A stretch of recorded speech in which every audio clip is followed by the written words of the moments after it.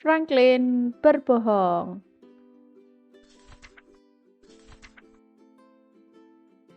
Franklin sudah bisa meluncur di tepi sungai. Ia sudah bisa berhitung, menarik resleting, dan mengancingkan kancing bajunya sendiri. Franklin juga sudah bisa mengikat tali sepatunya. Meskipun demikian, Franklin belum bisa menelan 76 lalat dalam sekejap. Tetapi Franklin mengatakan kepada teman-temannya bahwa ia bisa melakukannya. Franklin telah berbohong. Kebohongan itu terjadi ketika ia sedang bercakap-cakap dengan temannya. Saat itu, versi beruang berkata, "Aku bisa memanjat pohon yang paling tinggi di taman ini." Lalu Bear memanjat pohon itu dan berusaha mencapai puncaknya. Kemudian Hawk si elang berkata, "Aku bisa terbang menyeberangi kebun beri tanpa mengepakkan sayapku." Hawk segera terbang menuju hutan, lalu ia menyeberangi kebun beri tanpa mengepakkan sayapnya. Beaver si berang-berang tak mau kalah. "Aku bisa menebang pohon dengan gigiku." Beaver segera menggerogoti sisi batang sebuah pohon, lalu menggerogoti sisi lainnya. Serpihan kayu berjatuhan di sekitarnya. Tak lama kemudian, pohon itu tumbang. "Aku juga bisa membendung air," kata Beaver lagi. Franklin tidak bisa memanjat pohon. Ia tidak bisa menebang pohon. Ia juga tidak bisa terbang. Franklin lupa bisa apa saja, maka ia berbohong kepada teman-temannya. "Aku bisa menelan 76 lalat dalam sekejap," kata Franklin. Teman-temannya terkejut. Mereka menatap Franklin dengan heran. "Lihat ya," kata Franklin. Franklin lalu menelan 2, 4, 6 lalat. "Aku bisa kan?" kata Franklin. "Itu cuma 6 lalat," kata Hawk. "Ya, karena di sini cuma ada 6 lalat," sahut Franklin. "Aku bisa makan semua lalat itu dalam sekejap. Aku akan makan 70 lalat lagi."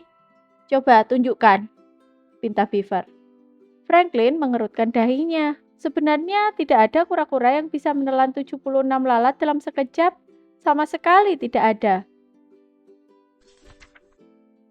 Di rumah, Franklin tampak lesu. Ia tidak ingin makan. "Ada apa, Franklin?" tanya ibunya. "Aku tidak bisa makan 76 lalat dalam sekejap," kata Franklin. "Ayah juga tidak bisa," sahut ayah Franklin.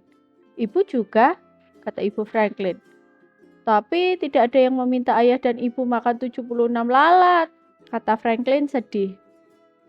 "Aku harus makan ya," kata Franklin. Franklin lalu menceritakan semuanya kepada orang tuanya. Ibu Franklin mendengarkan sambil mengangguk-anggukkan kepalanya. Ayahnya hanya menggumam. "Kamu punya khayalan yang aneh," kata ayah Franklin. Keesokan harinya, teman-teman Franklin sudah menunggunya. Beaver punya kejutan untuk Franklin. "Ayo, makan ini," seru Beaver sambil menunjukkan toples penuh lalat pada Franklin. Franklin melilitkan syalnya ke leher. "Aku tidak bisa makan sekarang," Franklin menolak. "Tenggorokanku sakit." Teman-teman Franklin menertawakannya. Franklin merasa kesal. "Aku harus berlatih. Aku harus bisa menelan 76 lalat dalam sekejap," kata Franklin. "Bisa saja, tapi kamu butuh waktu lama, Nak," kata ayah Franklin.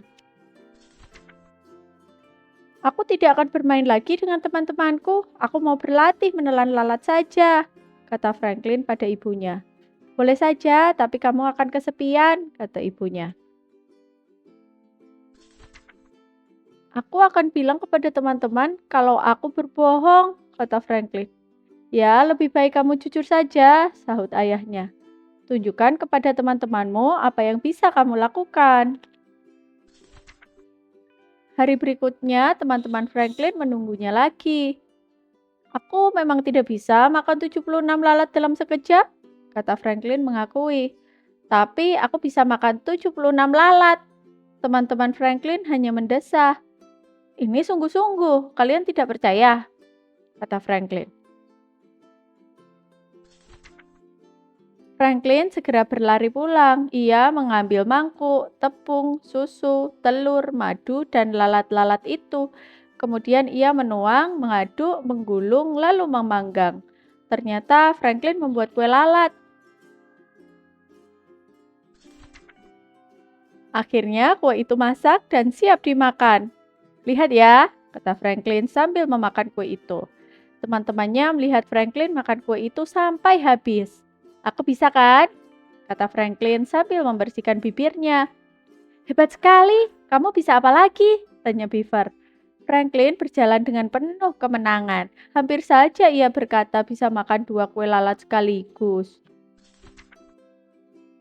Franklin memikirkannya lagi. Akhirnya ia tidak jadi mengatakannya. Ia tidak mau berbohong. Lagi pula ia kekenyangan makan kue lalat sebesar itu. Jangan lupa subscribe dan nantikan cerita selanjutnya ya.